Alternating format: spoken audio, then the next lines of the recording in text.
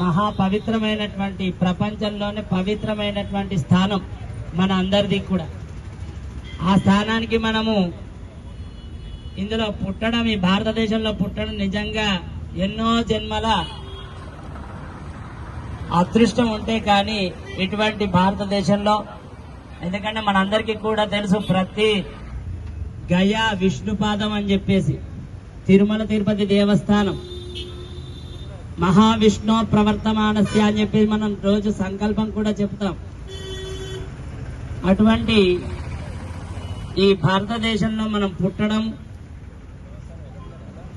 ఇతరమైనటువంటి ఆలోచనలు ఏవి లేకుండా నిత్యము భగవన్ నామస్మరణ చేసుకోవడం కోసమని మనకు పెద్దలందరూ కూడా ధర్మశాస్త్రాలన్నింటినీ కూడా మనకు పెద్దలందరినీ కూడా పరిచయం చేయించి భగవద్గీత ఇత్యాది, అంటే మనిషికి ఏది ఉపయోగకరమో, ఏది ఉన్నత స్థానాన్ని నిలబెడుతుందో దానిని మనందరికీ కూడా పెద్దలైనటువంటి వారందరి చేత ఆలయాలలో మనకు ప్రవచన రూపంగా మనకందరికీ కూడా చెబుతూ ఉంటారు. మనం అందరం అది వింటూ ఉన్నాం.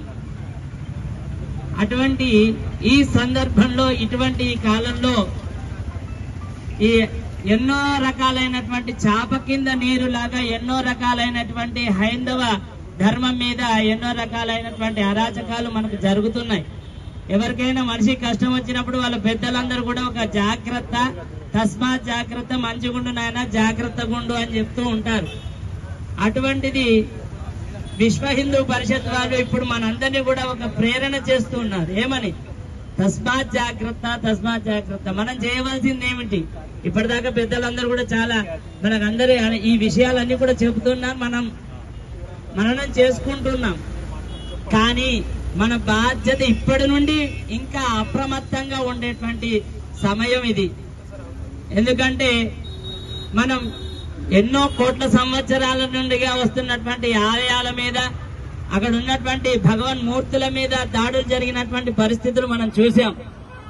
అలాగే చాలా ఎన్నో చోట్ల హైందవుల మీద అరాచకాలు జరుగుతున్నటువంటి ఈ సందర్భంలో మనం చేయవలసింది, పెద్దలు ఎవరైతే ఏది సూచించారో దానిని మనమే కాకుండా మన వారందరినీ, మన కుటుంబ సభ్యులందరినీ కూడా ప్రేరేపించి వారందరినీ కూడా, ఇగో ఇది మన ధర్మము, దీన్ని మనం కాపాడుకోవాలి, ఇగో ఈ ఆలయాలు ఇప్పటివి కాదు, కోట్ల సంవత్సరాల నుండివి, తానే శ్రీ మహావిష్ణువే, శ్రీ మహాశివుడే తానే స్వయంగా అవతరించినటువంటి ఈ స్థానాలు మనం కాపాడుకునేటువంటి బాధ్యత మనది అని చెప్పేసి మనం అందరం ప్రేరణ చేసి ప్రతిరోజు కూడా మనం అందరం కలిసి ఆలయాలకు వెళ్తే ఇటువంటి దోషాలు ఎక్కడ కూడా జరగకుండా ఉంటాయి.